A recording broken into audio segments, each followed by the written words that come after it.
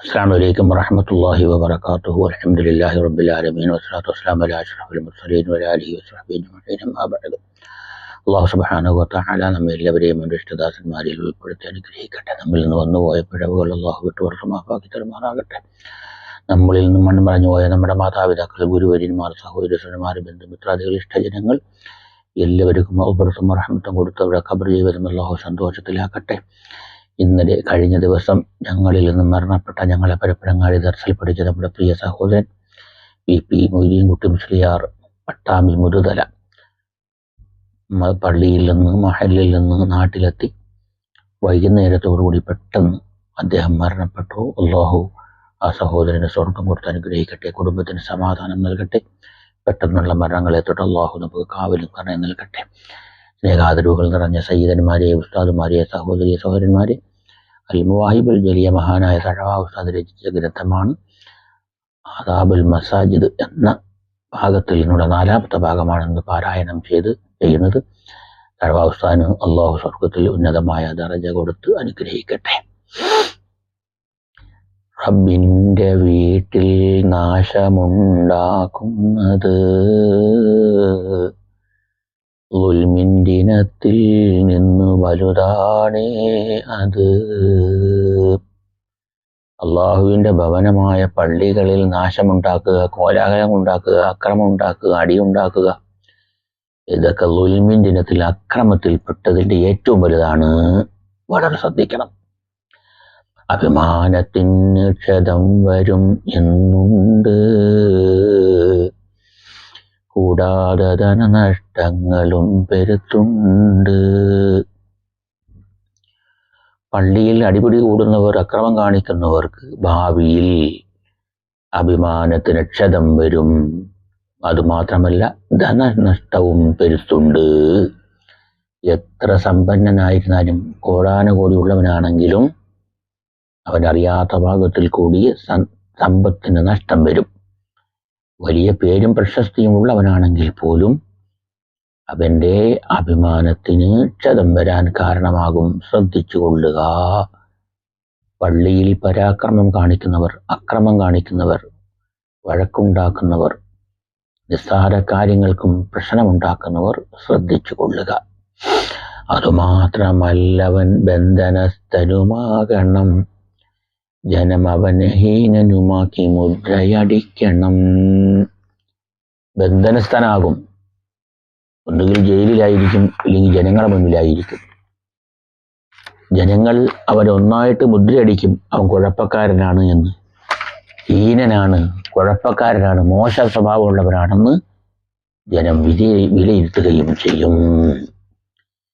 ഈ രീതിയിൽ തന്നിവിടവൻ തുലയുന്നതാ, പിന്നന്ന് ചെന്നാൽ നരകമിൽ കടക്കുന്നതാ. ഈ ഭൗതിക ജീവിതത്തിൽ അവൻ ഈ രീതിയിൽ നശിച്ചു പോകും. എന്നിട്ടോ നാളെ എവിടെ ആയിരിക്കും അവൻ്റെ വാസസ്ഥലം? നരകമായിരിക്കും. വളരെ ശ്രദ്ധിച്ചു കൊള്ളണം. നിസ്സാരമായി ആരും തന്നെ കരുതരുത്. പള്ളിയിൽ അക്രമം കാണിക്കുന്നവർക്ക് വളരെ നിഷ്ഠൂരമായ, വളരെ മോശമായ സാഹചര്യമായിരിക്കും അവർക്കുണ്ടാകുക.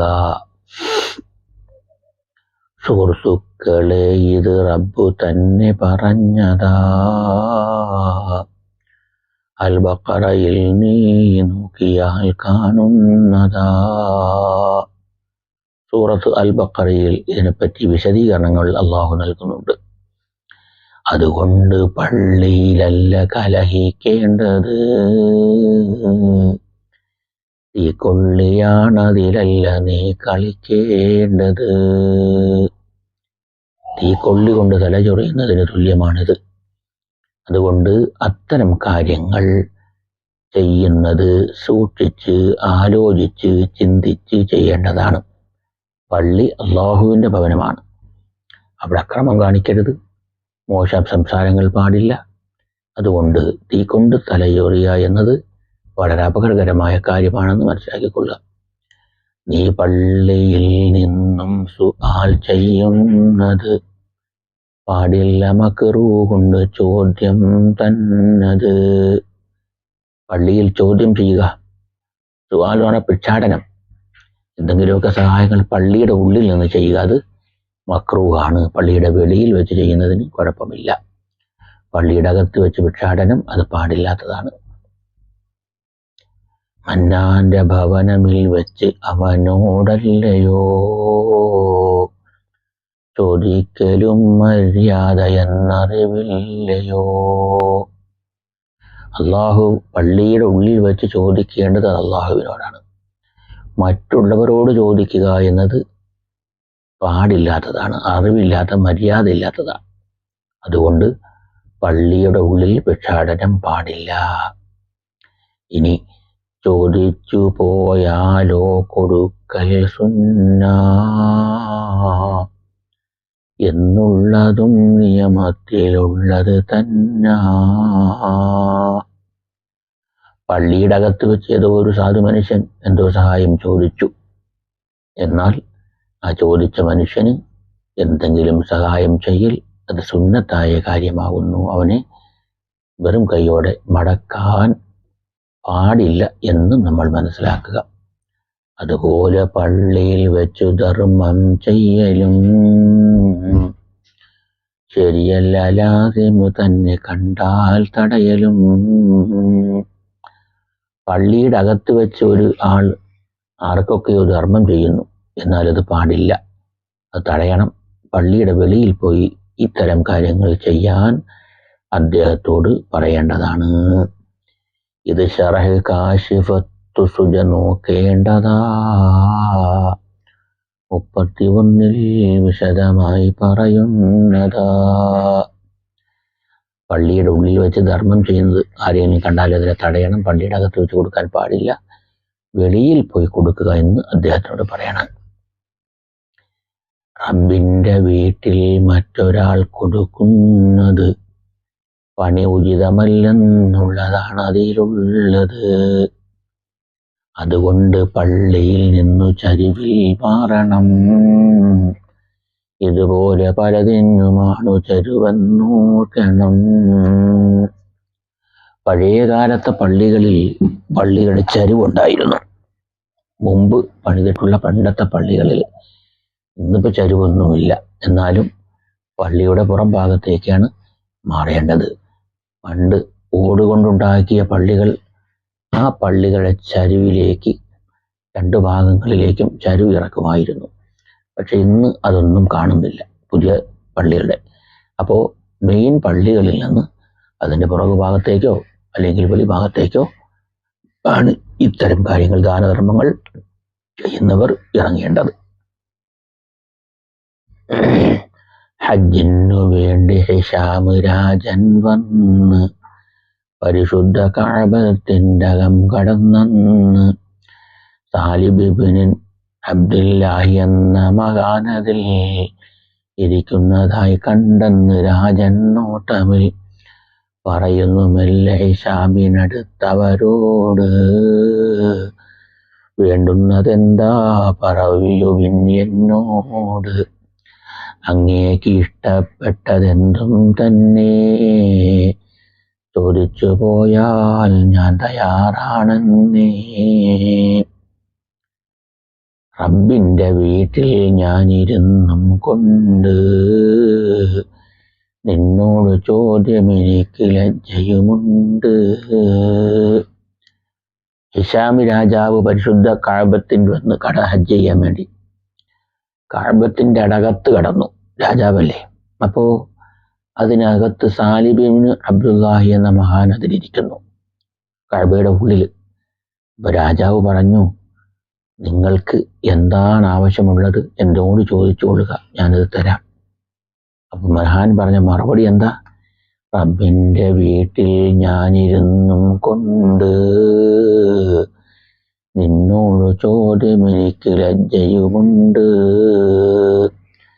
അള്ളാഹുവിന്റെ ഭവനത്തിലിരുന്നു കൊണ്ട് നീ രാജാവൊക്കെ തന്നെയാണ്, പക്ഷേ എൻ്റെ ചോദ്യം നിന്നോട് ചോദിക്കുക, എൻ്റെ അപരാധികൾ ആവശ്യമുള്ളത് ചോദിക്കുക എന്നുള്ളത് എനിക്ക് ലജ്ജയുണ്ട് എന്നുള്ള മറുപടിയും കൊടുത്തതിൽ പിന്നെ പുറത്തേക്ക് ഇറങ്ങി നടന്നു വേഗം തന്നെ പിന്നാലെ ചെന്ന് ഹിഷാമുടൻ പറയുന്നു, പുറത്തേക്ക് വന്നല്ലങ്ങ് കഅബയിൽ നിന്ന്.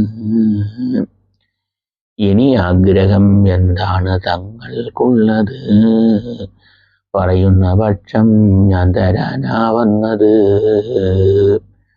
മഹാനവറുകൾ കഅബയുടെ ഉള്ളിൽ നിന്ന് പുറത്തേക്ക് പോയി. അപ്പൊ ഹിഷാം രാജൻ അവരെ പുറകെ പോയിട്ട് പറഞ്ഞു, ഇപ്പം കഅബയുടെ ഉള്ളിൽ നിന്ന് വന്നല്ലോ, ഇനി നിങ്ങൾക്ക് ആഗ്രഹമുള്ളത് ചോദിക്കൂ എന്ന് പറഞ്ഞു. അപ്പോൾ മഹാൻ ചോദിച്ച ദുനിയാവിയായതോ, നിന്നോട് ചോദിക്കേണ്ടത് ഉഖ്റവിയായതോ?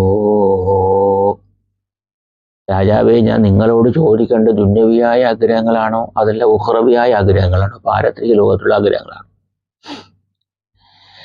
ദുനിയാവ് ഞാൻ ഇന്നോളവും റബ്ബോട് ചോദിച്ചിട്ടില്ല, പിന്നെയോ നിന്നോട്.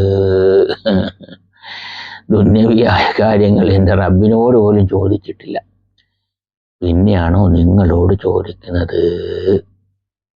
ഇത് അൽബിദായത്തു വന്നിഹായയിലുള്ളതാ, 235 വന്നതാ.